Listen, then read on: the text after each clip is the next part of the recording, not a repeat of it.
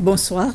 Les agents chargés de la protection de l'environnement, après avoir visité le site de CCCL à Petit Paris, ont déclaré que la situation du site d'extraction de roches est sous contrôle. Cette déclaration vient après un entretien avec les autorités de la CCCL ce matin, après que les eaux de pluie et la terre rouge ont été observées hier sur ce site. Le responsable principal au département du changement climatique, Jean-Claude Labrosse, a dit que les gens ne devraient pas s'inquiéter. Il a ajouté que les responsables de l'entreprise ont pris des dispositions pour éviter les dégâts. En revanche, des mesures supplémentaires seront prises pour réduire l'impact que les activités d'extraction peuvent avoir sur l'environnement et la communauté. Le département est en train d'élaborer une série de recommandations suivies d'un délai d'application. Des voleurs ont cambriolé 3 boutiques dans Victoria Arcade hier soir. Il s'agit des boutiques Temulji, Rodian Fashion et F&M Boutique. Ces 2 dernières vendent plus particulièrement des vêtements et d'autres accessoires tels que des montres, des chaussures et des sacs.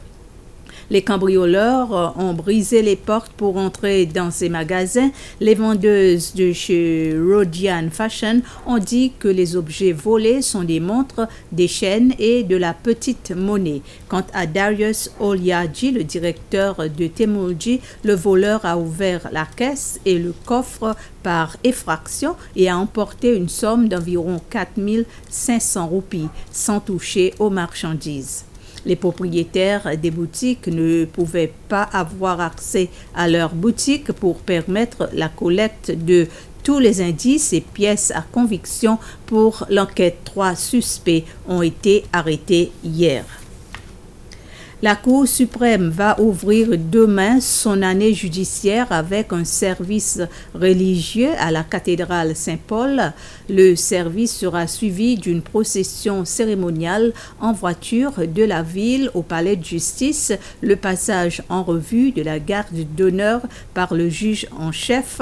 La cérémonie va prendre fin avec l'adresse du juge en chef à la Cour suprême. Le discours sera diffusé en direct sur SBC 3 à 11h.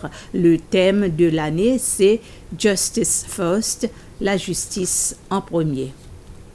La station des services de sapeurs-pompiers et de sauvetage d'Answallow va fermer à la mi-janvier et ces services vont être transférés dans une nouvelle station qui va ouvrir à Ons-Royal. La station des sapeurs-pompiers et de sauvetage d'Answallow va fermer en raison de l'état du bâtiment qui se détériore. Cette annonce a été faite pendant une conférence de presse au cours de laquelle le représentant des sapeurs-pompiers a fait un exposé sur les activités de l'agence pendant l'année écoulée. M. Terence Hanfi a indiqué que l'agence a enregistré 327 cas d'urgence sur toute l'étendue du pays, soit 13 cas de plus qu'en 2021.